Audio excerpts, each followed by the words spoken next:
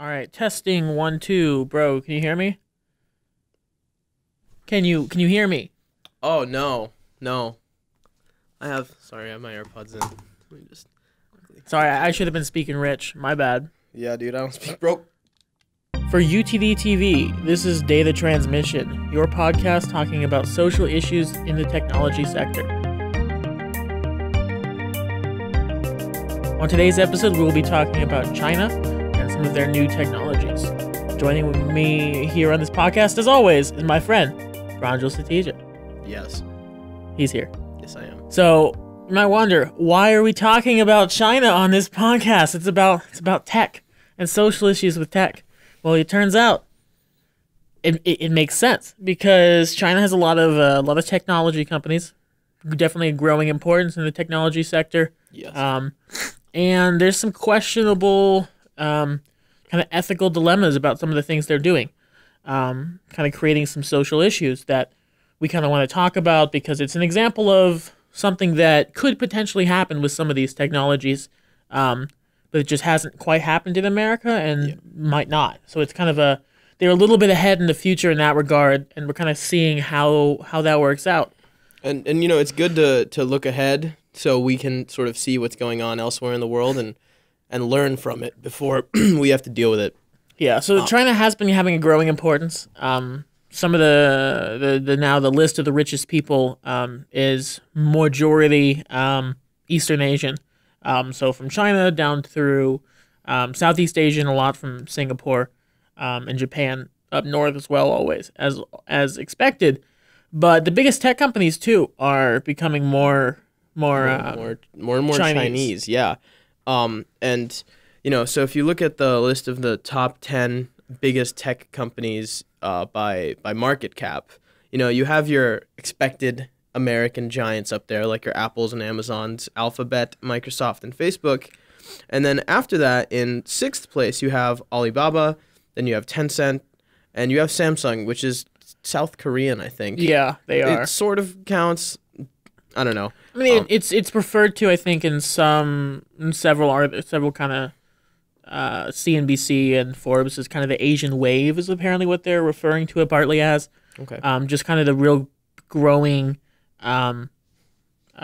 importance of Asia and these Asian companies in tech. And actually, the list in 9 and 10 is Intel and Cisco. Yes. Which is a little surprising. It's weird. That definitely surprised me. I mean, Intel is important, but something about Intel doesn't scream valuable tech company to me. Yeah. I don't know. Yeah.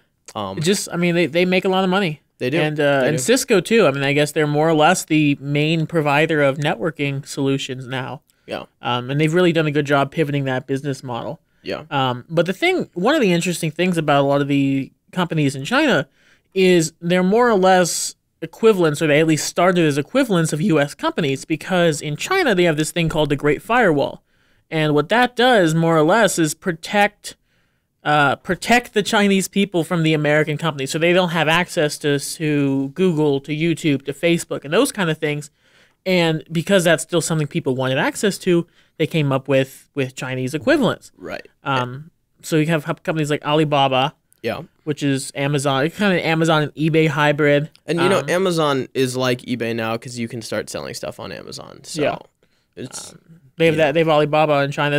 Alibaba started opening stores too, physical stores, supermarkets, and kind of thing, just like Amazon has. They're actually a little bit ahead. Yep, that sounds appropriate. And then, you know, there's a whole list of others. There's a company called Sina, which is like a Twitter, Yahoo clone.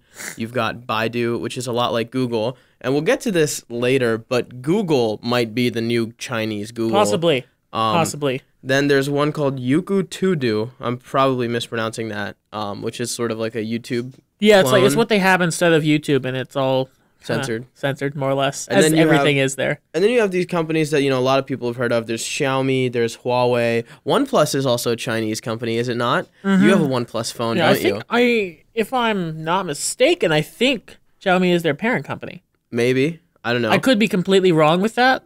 But that's like the hardware company, right? That's like their Apple. And they're more or less not just Apple replacements now, but they're pioneering their own kind of space in the smartphone market. I mean, using the Android operating system. Yeah. But like some of the things, especially Huawei does, is some really kind of innovative and brand new tech that they're trying out. Like with some of the HoloLens display, they did something like that.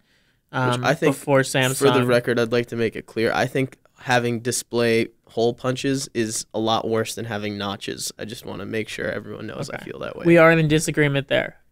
I mean, it comes down to software, but that's a whole nother topic. Yeah. I think Huawei actually did like a 3 and a 4 camera phone too. Oh, dude, they have phones over there that have like 10 cameras on them. It's crazy. It's one of those like, why not? Let's try this out.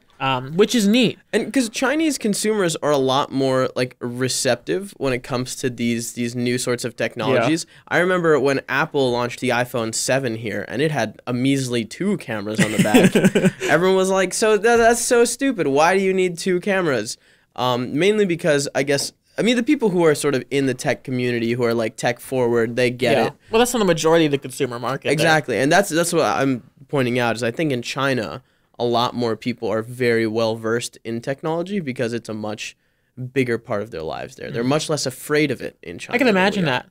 And it's becoming increasingly important as China really develops a huge emerging middle class over the past few years. Kind of moving from the relatively low wage, low skilled labor in manufacturing, which they were the kings of. I mean, that was like Chinese manufacturing was the thing for a while, but now they're starting to actually have issues with that as people were able to use the money and those opportunities to bring themselves into the middle class, which has created these Chinese consumers that are really important in technology, but they can't quite keep up the same cheap manufacturing, which China is actually turning to Africa for that. Interesting. They're investing a lot in infrastructure in Africa and trying to build factories there so they can keep doing that cheap labor.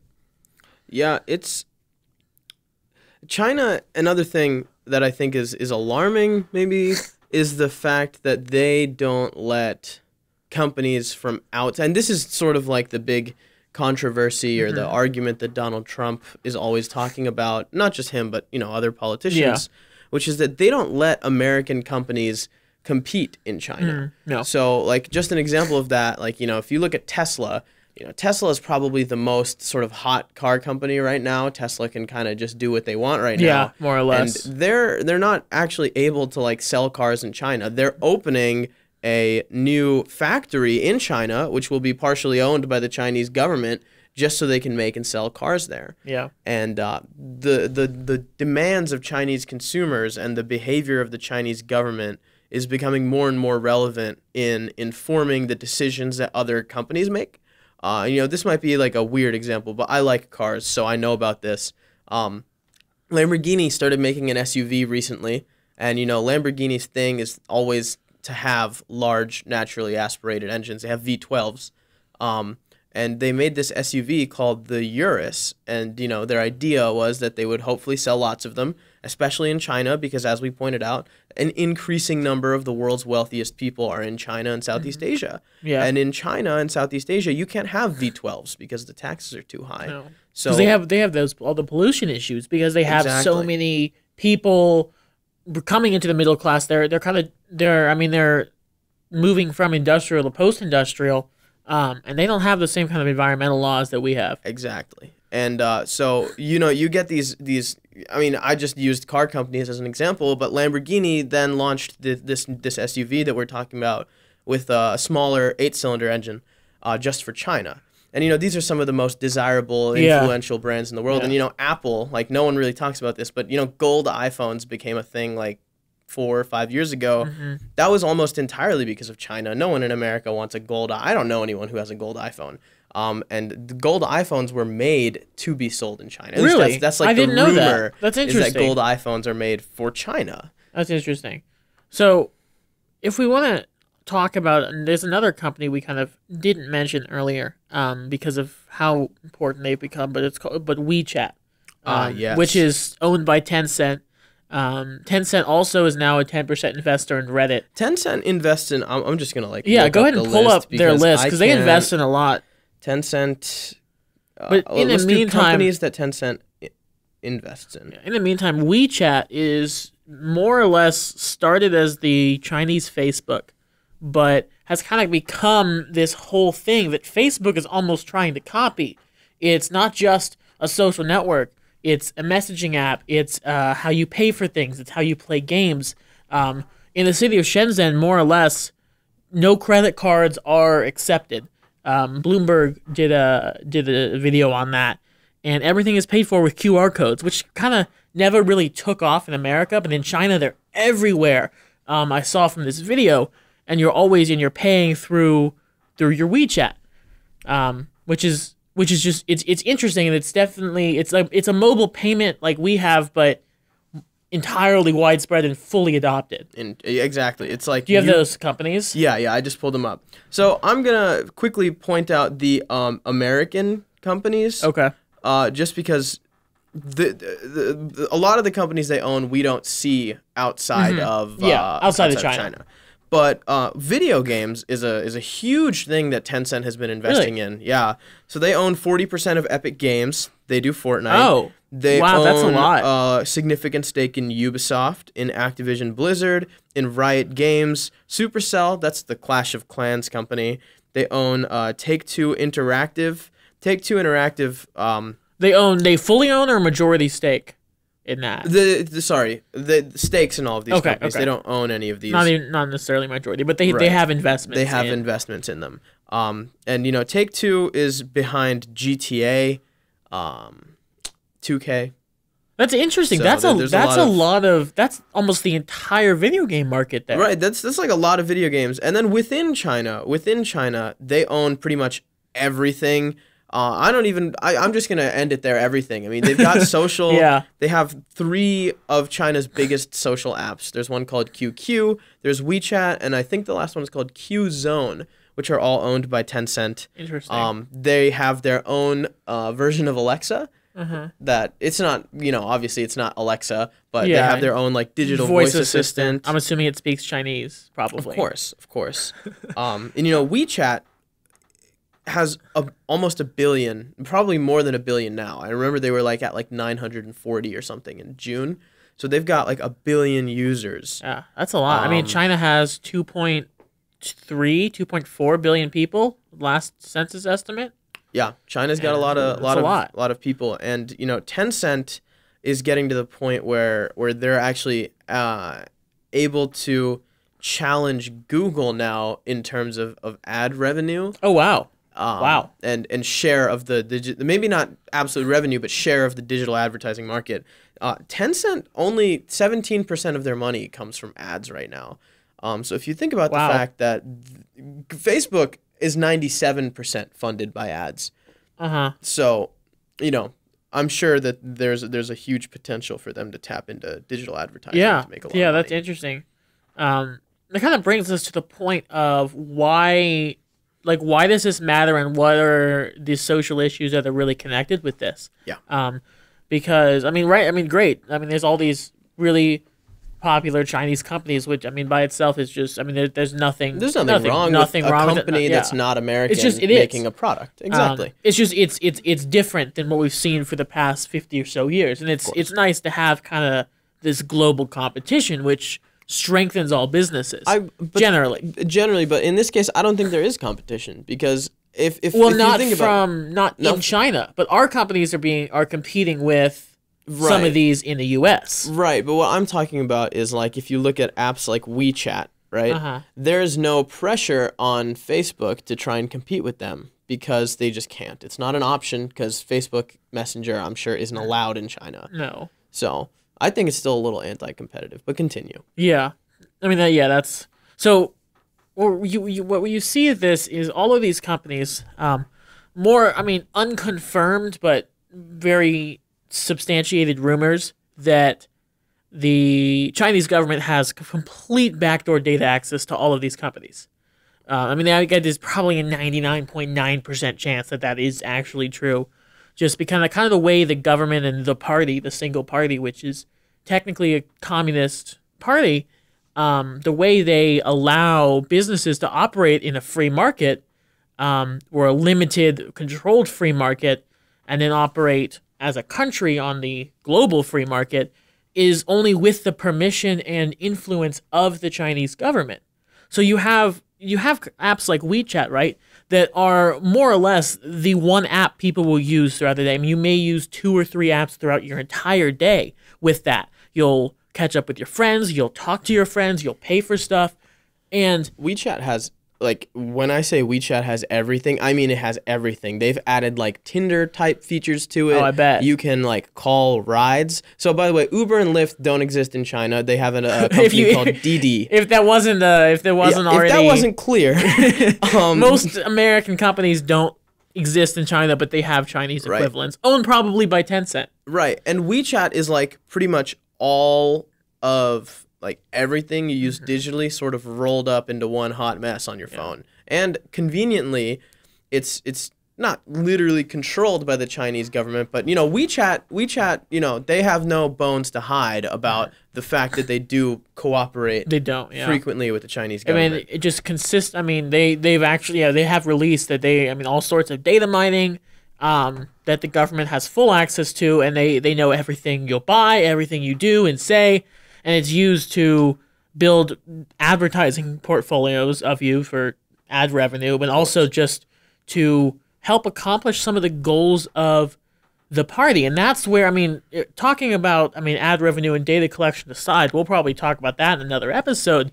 It's the influence and the kind of control that the Chinese government can have over its citizens just knowing all that data.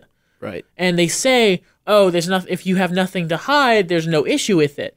But as one of the famous quotes from Edward Snowden, as we know, who was the NSA whistleblower here in America, one of his quotes was that if they're saying that you don't care about privacy because you have nothing to hide, is just like saying you don't care about free speech because you don't want to say anything. Exactly. And so sort of disregarding privacy, which, by the way, I will say, I think it's a problem in America too, but this episode's not about America, so we won't talk about that right now. This whole privacy thing in China is completely different, and Ethan was talking a minute ago about sort of the goals of the party, so let's actually laser in on that a little bit. So here in America, we have credit scores, and your credit score is like a quasi measurement of your financial health. Fine. It's used for a lot of things, like, can you buy this car? Can you, some jobs apparently check credit as well, which I think is weird. That's a little weird. But China has actually elevated that to a whole new level. So because all of these companies like Didi, which is, the ride hailing company, Tencent, and then all of these apps like WeChat and QQ are in, I don't want to say cahoots, but in cahoots with the Chinese government, controlled by the Chinese government, whatever you'd like to call it, the Chinese government has access to, like, this unprecedentedly large amount of data about people. So the Chinese social credit system takes this concept of, like, credit scores, and it sort of pushes it to, like, this whole new level where the Chinese government can be like, oh, you frequently leave your house at 12 in the morning to go to a bar. That's socially irresponsible behavior, if that's what they think. If that's what they decide is socially irresponsible, they can say that. You can be penalized for it, and your social credit, is checked. Like, you're buying a plane ticket? Okay, let's check your social credit. And if you're not high enough, if you're not a good enough or a model citizen, you can't get plane tickets or high-speed rail tickets. Exactly. If you're below a certain threshold. Yeah, and as much as I would absolutely love it if everyone on a plane was vetted for being for having good flight etiquette, I can't sit here and say that I think that social credit is a good thing. No, it's one of those things that, has the potential to benefit life for the majority of people, but is done in a way that I would consider unethical, and I think it has the potential and is shown the potential to be used in a malicious way, like any technology can. Yep. If you disagree with the Chinese government, there goes your social credit score. And there goes your ability to do anything. You can't go to a restaurant anymore. Yeah. You can't, fly anywhere. So I think social credit is a really overreaching idea. And, you're talking about, so it can be...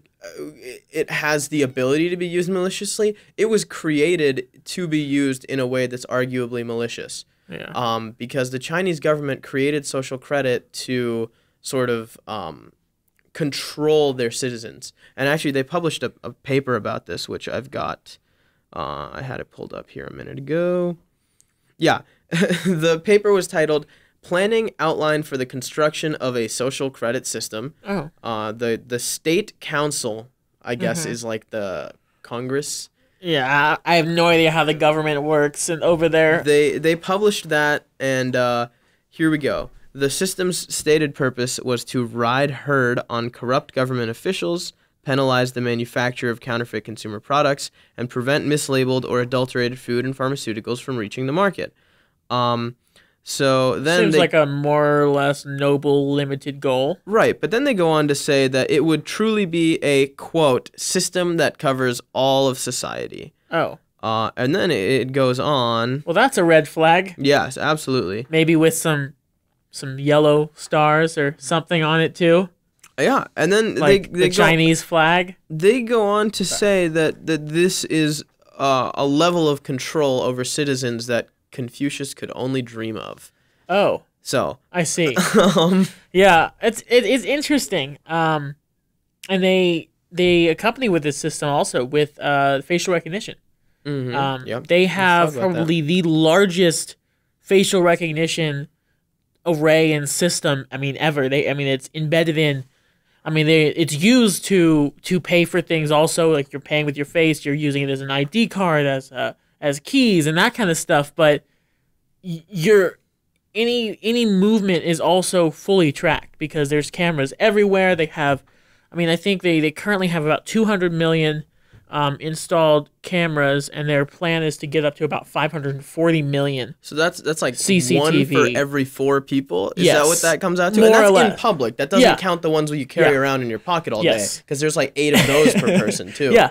Well, if you have the Huawei phone. Yeah, if you have those phones. But like that, that's such. And so what they'll do is this was also in this one Bloomberg video about Shenzhen specifically, was that, like, say you jaywalk.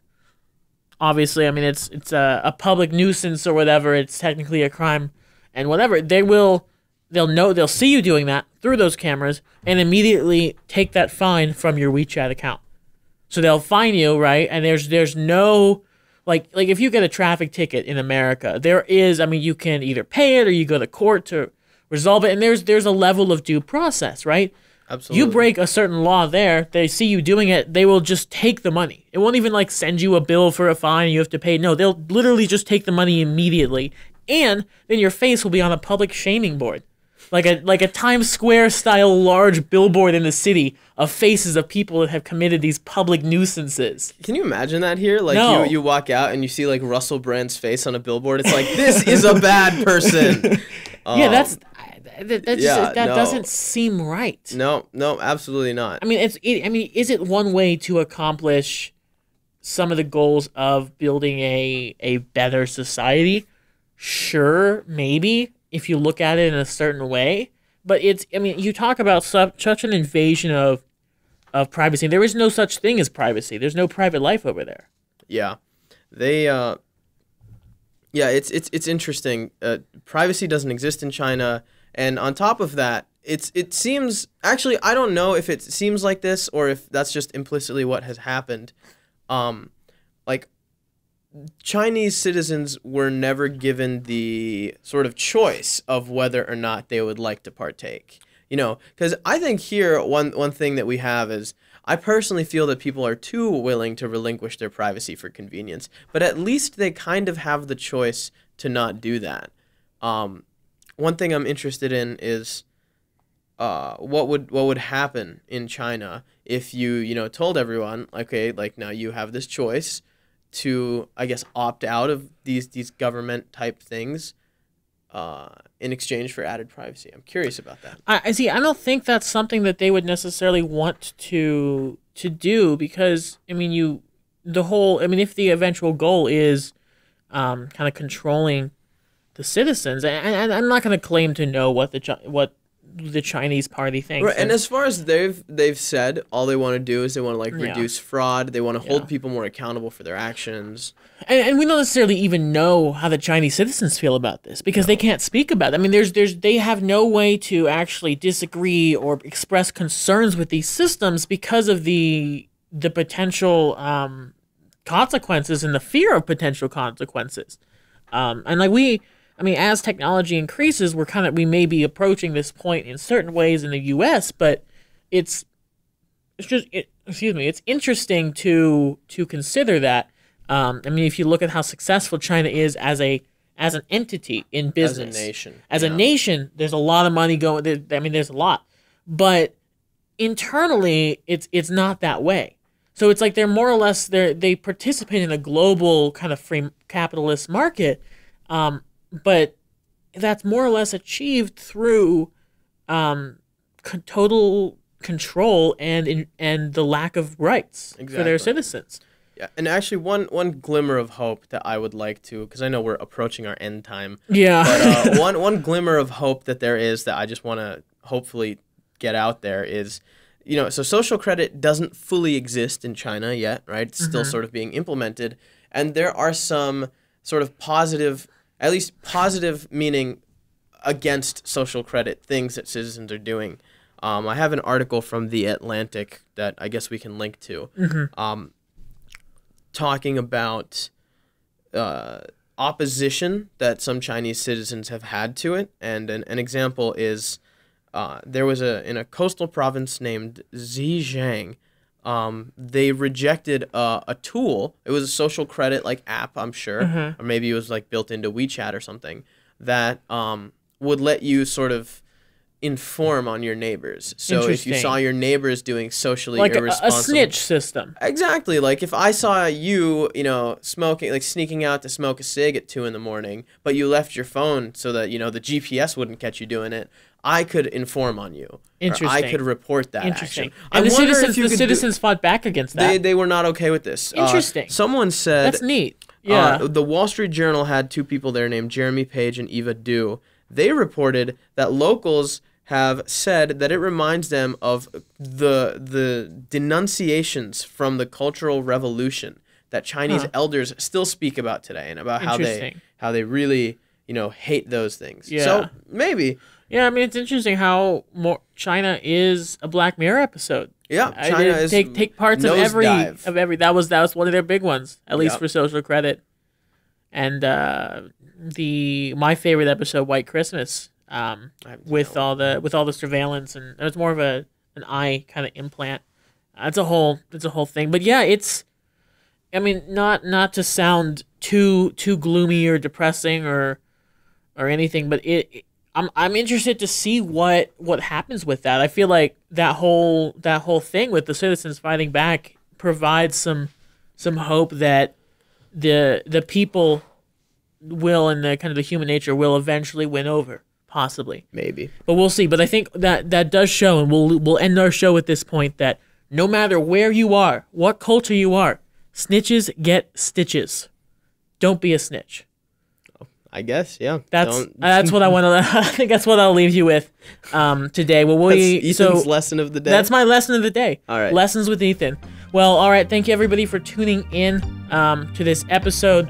Catch us every other Tuesday. Where we'll be talking about more social issues and technology. Thank you. Thank you.